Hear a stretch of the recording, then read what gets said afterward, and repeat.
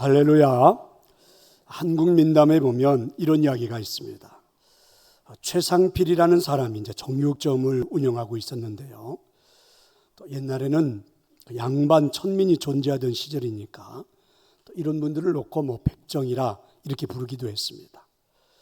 그런데 이제 이 정육점에 양반 두 분이 고기를 사러 온 겁니다. 먼저 들어온 양반이 이렇게 말을 했습니다. 예, 상필아, 고기 두 군만 다오. 그러자 이 최상필은 예 하더니 고기를 잘라 주었습니다. 잠시 후에 다른 양반이 들어왔죠. 이 사람은 아무리 백정이지만 나이가 그래도 많이 든 분한테 마구 대할 수가 없어서 이렇게 말했죠. 최서방, 고기 두 군만 주시게. 자, 이제 최상필은 예 하더니 큰 칼로 베어 듬뿍 준 겁니다. 근데 먼저 왔던 양반이 그 모습을 지켜보고 있다가 불평을 했습니다. 아니, 같은 두 군인데 왜 내 것은 작고 그리고 저 사람 것은 이렇게 큰 것이냐라고 따지기 시작을 했습니다. 그랬더니 이 최상필이라는 사람이 대답하기를 예, 손님 고기는 상필이가 자른 것이고 저 어르신 고기는 최서방이 자른 것입니다. 이렇게 대답을 해 주었다고 그러죠.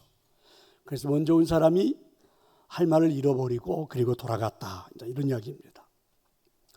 사랑하는 성도 여러분, 잠언 31장 8절과 9절에 보면 이런 말씀이 있습니다. 너는 말 못하는 자와 모든 고독한 자의 송사를 위하여 입을 열지니라.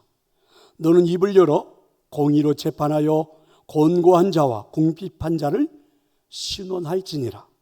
그러니까 성경은 대부분 우리 보고 좀 말을 아끼라, 좀 말을 자제했으면 좋겠다, 자, 이런 말들이 굉장히 많지요. 하지만 하나님은 우리가 입을 열어야 할 때가 있다라고도 말씀하십니다. 그래서 입을 열지니라, 너는 입을 열어, 이렇게 말씀하시죠. 우리가 무엇을 위해서 입을 열어야 합니까? 이웃을 위하여 입을 열라. 어떤 이웃입니까? 아픔을 당하고 있는 이웃을 위해서 우리가 입을 여는 것, 그래서 도움이 되는 그런 입을 열라, 이렇게 말씀하십니다. 혹시 이런 생각 해보셨습니까? 장래에 하나님의 나라에 가면 어떤 입이 복이 있을까요? 어떤 말이 우리에게 상급이 있을까? 어떤 입이 상급이 클까? 제가 생각할 때는 이렇습니다. 이웃을 위하여 복음을 전한 입이 복이 있고 그리고 복음을 전한 말이 상급이 있지 않을까. 바라기는 우리가 복음을 전하는 입이 되어 여러분의 삶에도 하늘나라의 상급이 풍성하기를 소망합니다. 입에 대한 이야기들이 참 많은데 이런 말씀이 있습니다. 입은 마음의 하수구이고 말은 배설물이다 라는 말씀이 있습니다. 이론대로 한다면 마음이 쓰레기로 가득 차 있다면 우리가 내뱉는 말은 더러운 배설물과 같을 것이다. 하지만 우리 마음에 복음이 가득 차 있다면 우리가 전하는 말은 보석이 될 거다. 예수님을 구주로 영접하고 여러분의 마음속에 복음이 가득 차 있는 여러분이 내뱉는 모든 말들은 저는 보석과 같은 말이 될 줄로 믿습니다. 입의 역할은 여러 가지죠. 먹는 일을 합니다. 말하는 일을 합니다. 숨 쉬는 일을 하죠. 간혹 입맞춤을 하기도 합니다. 얼굴의 표정과 아름다움을 표현하기도 하죠. 그래서 입은 참 다양한 기능을 가지고 있죠.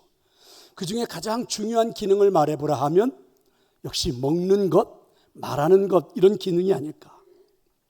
그런가 하면 입으로 욕을 하는 죄를 지을 수도 있다. 이게 이제 성경이 말씀해 주죠.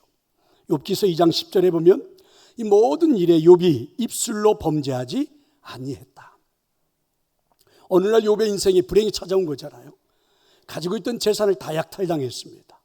이웃나라 사람들, 또 그동안에 앙심을 품고 있었던 이웃들, 이들이 와서 자기들의 재산을 다 갈취해가기 시작했어요. 갑자기 집이 무너지면서 10명씩이나 되는 자녀들이 집에 다 깔려 죽는 불상사가 일어났죠. 자기 몸은 병들어서 이제는 거의 죽음 직전까지 가게 됐어요. 그런데도 욥이 그 상황 속에서도 어떻게든 하나님을 찬양하려고 하는 모습을 보고 그의 아내가 욥에게 이렇게 말을 합니다. 하나님을 저주하고 죽으라. 이렇게 말하죠. 그러나 욥은 끝까지 입으로 하나님을 저주하지 않았고 범죄하지 않았습니다. 그러니까 우리가 입으로 범죄를 저지를 수도 있다. 누군가를 저주할 수도 있다. 이런 말이죠. 또한 입으로 하나님의 축복을 선포할 수도 있습니다. 이스라엘 백성 200만 명이 애굽에서 나와서 광야 생활을 마치고 이제 가나안 땅으로 들어가기 위하여 요단강 오른쪽 모압이라는 나라 근처까지 이제 오게 된 겁니다. 근데 모압이라는 나라가 가만히 지켜보니까 이스라엘 백성들이 무섭고 두려워해요. 특별히 그 당시 모압을 다스렸던 나라의 왕은 발락이라는 왕입니다. 근데 이 왕이 어떻게 저 이스라엘 백성들을 막을 수 있을까? 고민 끝에 이런 생각을 해낸 겁니다. 자기하고 이름이 비슷한 선지자 한 사람을 불렀습니다. 발람이라는 선지자죠. 그리고 발람이라는 선지자에게 온갖 유혹을 다 합니다. 물질도 주고 자리도 주고 그의 길을 보장해 주겠다 하면서 이렇게 말하죠. 이스라엘 백성들을 저주하라. 그래서 그들이 우리 땅을 통과하지 못하도록 이 광야에서 다 죽도록 저주하라. 이렇게 말을 해요. 그래서 이제 발람 선지자가 왕의 이야기를 듣고는 이스라엘 백성들 진영이 다 보이는 높은 산에 서게 된 겁니다. 그런데 이상하죠. 그 높은 산에서 이스라엘 백성들을 바라보고 있는 이 발람 선지자. 그런데 성경에 보니까 민수기 23장 12절에는 발람이 대답하여 이르되 여호와께서 내 입에 주신 말씀을 내가 어찌 말하지 아니할 수 있으리이까. 오히려 저주하기 위해서 그곳에 섰던 발람인 그 입술에 뭐가? 하나님의 말씀이 있어서 그래서 오히려 이스라엘 백성들을 축복했다. 이렇게 말씀해 줍니다. 그러니까 우리들의 입을 가지고는 모두 할 수 있다고요. 축복도 할 수 있다. 이런 것입니다. 또한 만약에 여러분 우리가 믿음의 말을 못하면 우리들의 입이 막히는 수도 있습니다. 누가복음 1장에 보면 사가라라는 제사장이 나옵니다. 사가라는 세례 요한의 아버지 그리고 사가랴의 부인은 엘리사벳입니다. 이들은 나이가 꽤나 많이 들었는데도 자녀가 없어요. 아들이 없습니다. 그래서 오늘날 천사장 가브리엘은 하나님의 보내심을 받아 사가랴의 가정에 찾아온 겁니다. 그리고 이 가정에 아들을 낳을 것이라고 하나님의 말씀을 좋은 소식을 전해준 겁니다. 그런데 사가랴는 그 말을 믿지 않아요. 내가 늙고 아내도 나이가 많은데 어찌 그런 일이 있겠습니까? 그래서 믿지 않았어요. 이때 하나님은 이 사가랴의 입을 닫아서 말을 못하게 하셨습니다. 결국 아내가 임신을 하게 되었고 그리고 여러분 1년이 지나 아들을 낳았습니다. 이제 아들의 이름을 지어야 하는데 아직도 입이 열리지 않아요. 그래서 사가랴가 요한이라고 이름을 글로 써서 주었더니 그의 아내부터 그의 형제들, 그의 친척들이 다 만류합니다. 이건 우리가 가문의 전통을 따라 짓는 이름이 따로 있는데 이 이름은 아니다. 그런데 사가랴가 끝까지 고집해서 이름을 요한이라고 지었더니 성경에 보니까 어떻게 해요? 사가랴의 입이 열렸다. 이렇게 말하고 있습니다. 왜 하나님은 사가랴의 입을 닫으셨을까? 이런 거 아닙니까? 하나님의 말씀을 믿지 않았기 때문입니다. 천사가 전해준 하나님의 말씀을 믿지 않는 그가 삶에서 내뱉을 수 있는 말들은 어떤 말들입니까? 엉뚱한 말들만 하지 않을까? 그래서 하나님은 그의 입을 막아버린 것이 아닐까? 그러나 사가랴는 입이 막히는 순간 아하, 내가 믿음 없는 일들로 인해서 내 입이 막혔구나 느끼기 시작했고 깨닫기 시작했습니다. 그러면서 회개하며 천사가 전해준 요한이라는 아들의 이름을 가슴에 담아두었지요. 자, 이렇게 해서 이제 아들이 태어났습니다. 하지만 가문의 전통을 무너뜨리면서라도 하나님으로부터 받았던 그 말씀 그대로 이름을 요한이라고 진 거지요. 그랬더니 드디어 사가랴의 입이 열렸습니다. 이로 인해서 사가랴는 평생 믿음의 말을 하지 않았을까? 내가 사용하는 말의 중요성을 알지 않았을까? 사랑하는 성도 여러분, 왜 우리는 전도가 어렵다고 생각하십니까?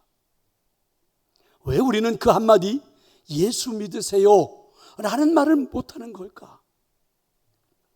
혹시 우리가 예수님을 통해서 영생을 얻었는데, 우리가 놀라운 하늘의 축복을 받았는데, 그 사실이 온전하게 신뢰되지 못해서 하나님이 우리의 입을 막아버린 건 아닐까?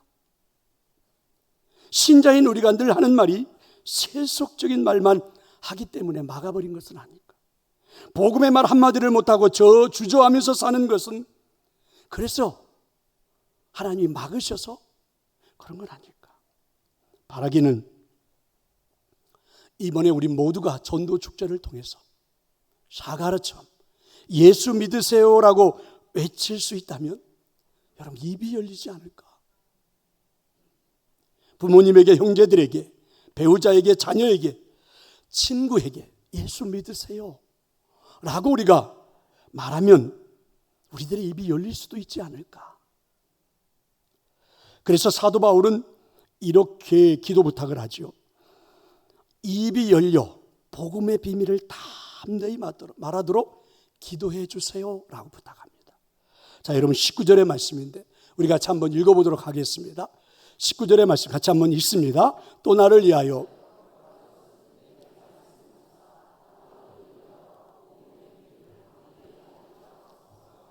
그렇습니다. 바울이 부탁하는 기도의 제목은요, 입이 열리게 해달라는 거죠. 이유는 복음의 비밀을 좀 담대하게 전하기 위해서입니다. 어쩌면 사도 바울은 복음의 비밀을 알고는 있지만 자신도 사가랴처럼 흔들릴 수 있다는 거죠. 아니 주저할 수도 있다는 겁니다. 바울은 그동안 지식적으로 풍부한 능력을 소유한 자죠. 많은 학문을 섭렵했고 그리고 나름대로 그 안에는 굉장히 많은 사상들도 존재합니다.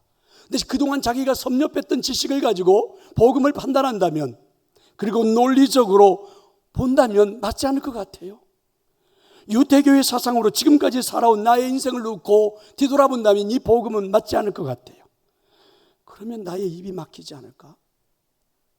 자, 그래서 바울은 기도해 달라는 것입니다. 여러분, 복음의 비밀이 무엇입니까? 어떤 의미입니까?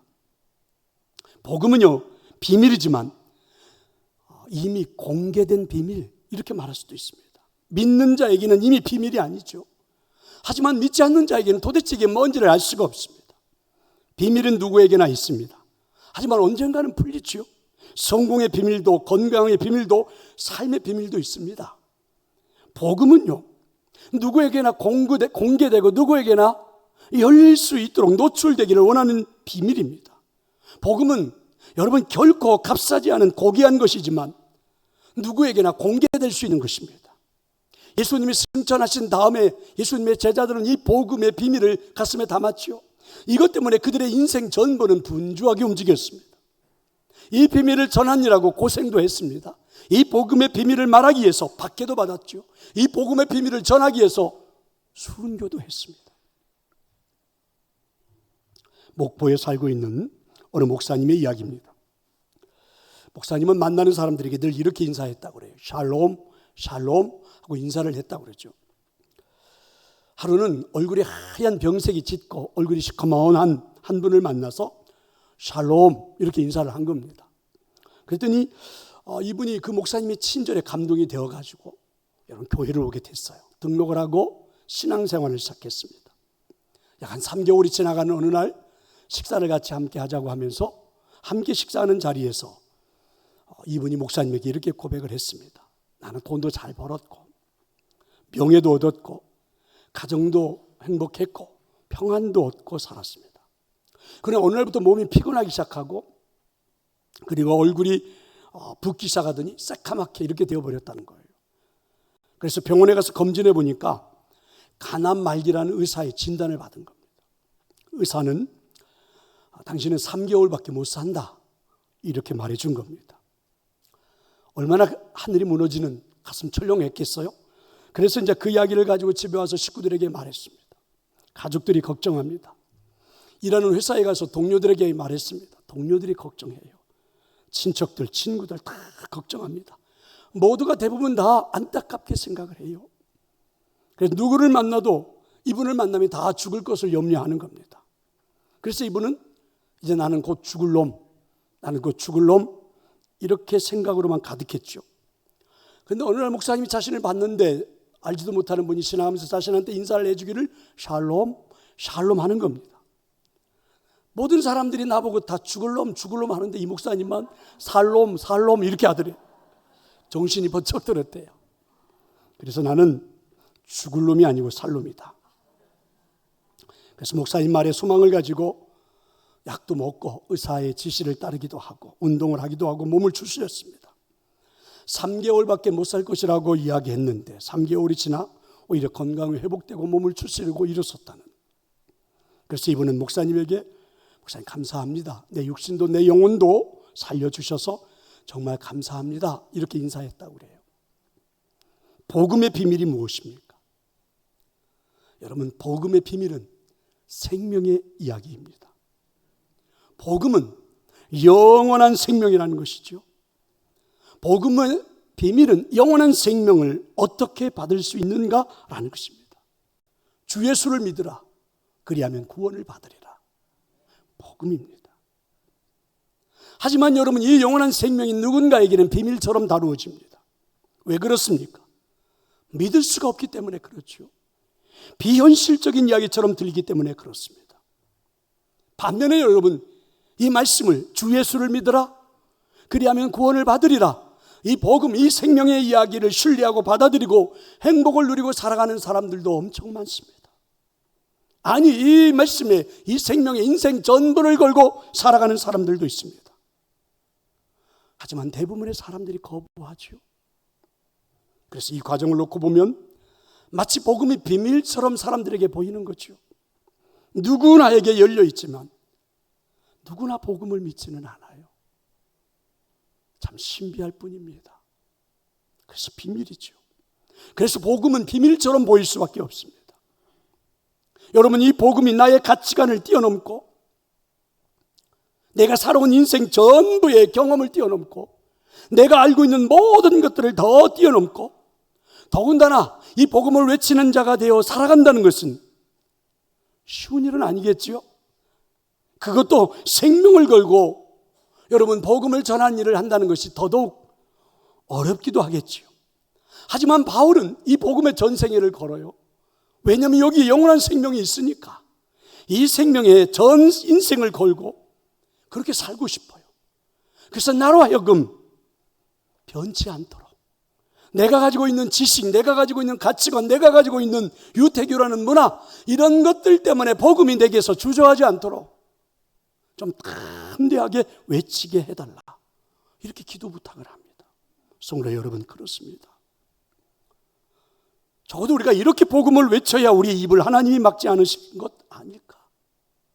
복음의 비밀을 알고 있는 우리가 외치지 않으면 오히려 우리가 하나님 나라의 방해꾼이 될 수도 있으니까 우리 입을 막아버리는 것은 아닐까? 바라기는 이 전도 축제를 시작한 여러분 모두에게 이번 기회는 반드시 입이 열리기를 축원합니다. 중요한 진리가 로마서 10장 10절에 나오죠. 사람이 마음으로 믿어 의에 이르고 입으로 신하여 구원에 이른다. 마음에 있는 것을 말하는 입이 열리고, 그리고 입이 열려 말하는 것은 내 삶의 구원이라는 신앙생활 행복, 인생의 행복을 누릴 수 있다. 생각해보면 여러분, 이런 은혜가 없어서 우리 신앙생활이 힘들어지는 것 아닙니까? 내 마음속에 하나님이 심어준 최고의 생명을 가지고 있으면서 그걸 여러분 우리가 입을 열어 말하지 못해서, 그 마음에 있는 것들이, 내 마음에 있는 것들이 나오지 못해서, 내 귀에 들리지 못해서 여러분 내 신앙생활이 하나님이 살아계시나? 하나님은 나에게 복을 주시나? 하나님이 나한테 은총을 주시나? 늘 이렇게 여러분 의심, 이렇게 늘 회의감, 이렇게 살아가는 우리들이니까 신앙생활 하면서도 힘들다고 말하는 건 아닐까? 여러분, 오늘 제목이 좀 이상하지 않습니까? 입은 복음을 전할 때 가장 예쁘다.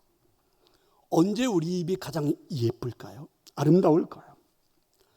오늘 여기 여성분들을 보니까 꽤나 아름답게 립스틱을 진하게도 칠하고 오셨는데, 제가 보기에는 예쁘게 립스틱을 바른 입술보다도 여러분의 입이 열려 여러분 입 안에서 그 아름다운 복음, 생명이 나올 때 가장 아름다운 입술이 아닐까. 바라기는 여러분의 입술이 열리기를 저는 축원합니다. 사가라처럼 입이 닫힌 채 살아가는 자들이 아니라 여러분의 입술이 열려서 사람들에게 생명을 말하는 자로 살아가기를 축원합니다. 사도 바울은 이렇게 기도 부탁을 했지요. 당연히 할 말을 담대하게 전하게 기도해 주세요. 자, 20절입니다. 우리 함께 읽어보도록 하겠습니다. 이 일을 위하여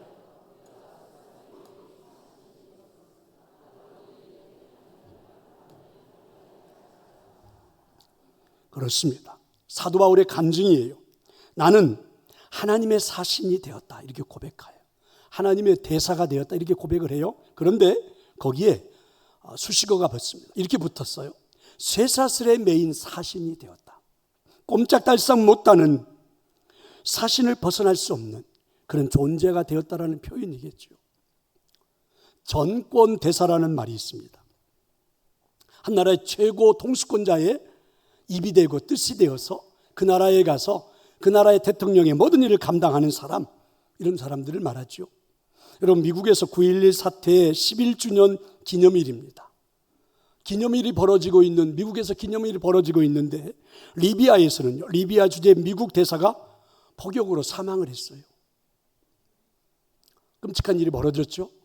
그런데 여러분, 미국 대사가 죽고 나자 여러분, 전년 모든 기자들이, 모든 세계 뉴스들이 다 보는 앞에 대통령이 나섰습니다. 대변인이 나선 게 아니고 대통령이 직접 나서서 미국의 대사가 죽은 이 사건에 대해서 보복을 하겠다, 강한 의지를 천명했습니다. 대통령을 대신해서, 미국을 대표해서 죽은 사람이기 때문에 대통령이 나서는 거죠. 이런 걸 여러분 전권대사 이렇게 말합니다. 베드로와 요한, 예수님의 12제자들이 예수님을 증거하다가 공회, 우리로 말하면 재판정이죠, 잡혔습니다. 재판을 하고 있는 그 모든 재판관들이 이렇게 말해요. 도무지 예수의 이름으로 말하지 말라 이업을 했습니다. 여러분, 지금 이 재판정은 얼마 전에 한 달 전에 어떻게 해요? 우리의 스승인 예수님이 이곳에서 재판으로 죽었습니다. 그리고 여러분, 그 사람들, 똑같이 변하지도 않은 그 사람들이 우리를 오늘도 재판정에 세우고 죽이려고 위협하고 있어요. 예수 이름을 말하지 말라. 이때 여러분, 제자들은 이렇게 말합니다. 우리는 보고 들은 것을 말하지 아니할 수가 없다. 여러분, 그 재판관들을 전혀 그들의 위협을 여러분 두려워하지 않아요. 공포를 느끼지 않아요. 왜 그렇습니까? 하나님이 나를 보낸 이 땅에 우리를 세워주신 전권대사, 이렇게 말하는 거죠. 이게 바로 사신이죠. 그래서 제자들은 두려워하지 않았습니다. 오늘 바울이 고백하지요. 하나님 나를 쇠사슬에 매인 사신처럼, 온전하게 내가 하나님 앞에 완전하게 매인 사신처럼, 그래서 이 땅에 살아가는 동안 담대하게 복음을 전하는 입이 되게 해달라. 그리고 그렇게 복음을 전하는 자로 살겠다 고백합니다.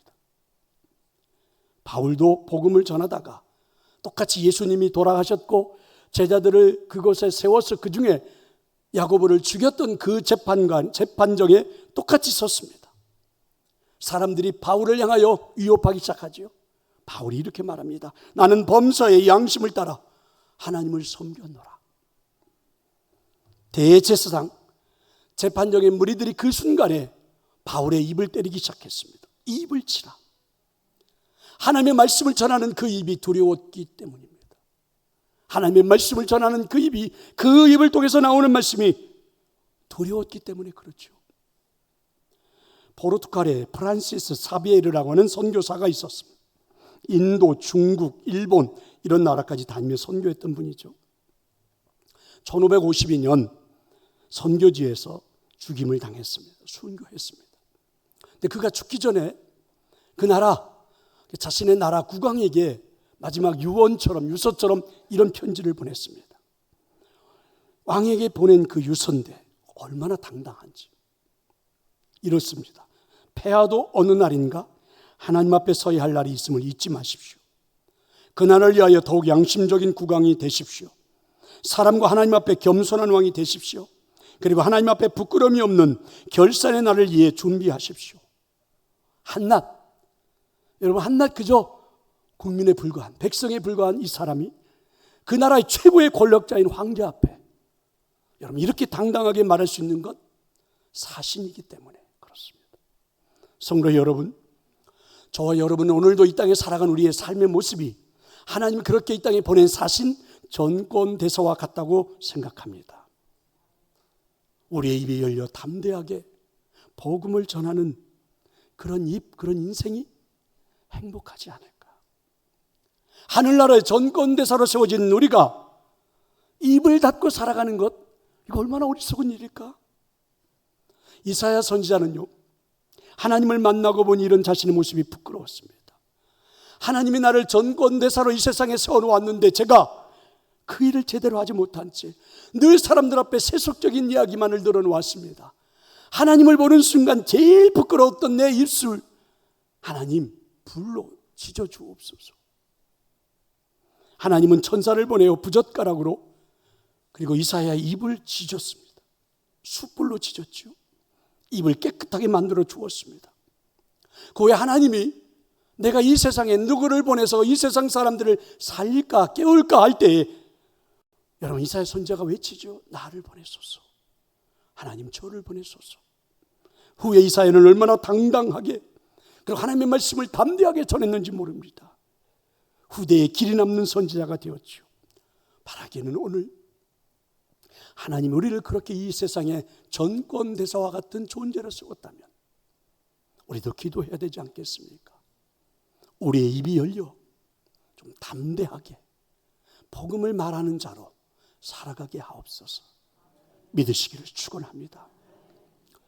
우리나라에 여러분 맥도날드 햄버거가 들어왔다고 하는데요, 예전에 들어올 때에 이 맥도날드에서는 우리나라에 어떻게 햄버거를 팔 건가 연구한 끝에 이렇게 만들었다고 그랬죠. 햄버거의 빵 두께는 17mm, 그리고 고기 두께는 10mm, 그래서 햄버거 전체 두께가 44mm, 4.4cm죠. 그 이유가 무엇인지 아십니까? 우리 동양인들의 입을 이렇게 조사해 보니까 우리 동양인들의 입이 약 한 5cm 정도 된대요. 그러면 44mm 정도의 햄버거를 우리가 입안에다 넣으면 입안이 꽉 차게 된대요. 햄버거를 왜 그렇게 만드는가 했더니 그런 비밀이 숨어 있더라고요. 그래서 이게 입을 벌리고 햄버거를 입에 넣으면 꽉 찼는데 거기서 여러분 기가 막힌 맛이 느껴진대요. 막 육즙도 막 터지고 그 안에서 온갖 것들이 터지면서 맛있게 햄버거를 먹을 수 있다. 이렇게 연구를 해서 그렇게 우리들의 입에 맞춤형 빵으로 만들어 하게 됐다는 이야기죠. 돈 벌기 위해서, 자기들 회사 이익을 위해서 말입니다. 성도 여러분, 그동안 우리는 사가랴처럼 입이 닫힌 채 신앙생활을 했죠. 얼마나 우리가 답답합니까? 그리고 얼마나 힘드십니까? 왜 하나님의 자녀로 살아가는데, 왜 우리가 구원받은 존재인데 이렇게 힘들고 답답한 겁니까? 우리들의 입이 열리지 않아서일까? 사가랴처럼 닫힌 입을 가지고 살아가니 얼마나 답답하고 힘들까? 바라기는 이번에는 꼭 입이 열리는 그런 전도 축제가 되기를 저는 축원합니다. 만약에 우리 입이 열려 복음을 전하는 삶을 시작할 때, 저는 햄버거가 우리 입안에 꽉 차서 맛을 전해주는 것과는 비교가 안 될 정도로 하나님이 우리들의 입에 딱 맞는 말씀도 넣어주시지 않을까? 어떻게 생각하십니까? 여러분이 입을 열어 복음을 전하는 자로 입을 열기만 하면 하나님 우리들의 입술에 딱 맞는 여러분의 인생의 행복, 여러분 인생의 기쁨, 여러분 인생의 보람을 느낄 수 있는 딱 맞는 말씀을 넣어줄 텐데 한번 시도해보고 싶지 않으세요? 꼭 여러분의 입술이 열려서 하나님 우리 입에 우리 인생의 행복을 만들어가는 귀한 생명의 말씀이, 딱 맞는 말씀이 여러분의 삶에 나타나기를 간절히 축원합니다. 우리 함께 이제 찬양하겠습니다.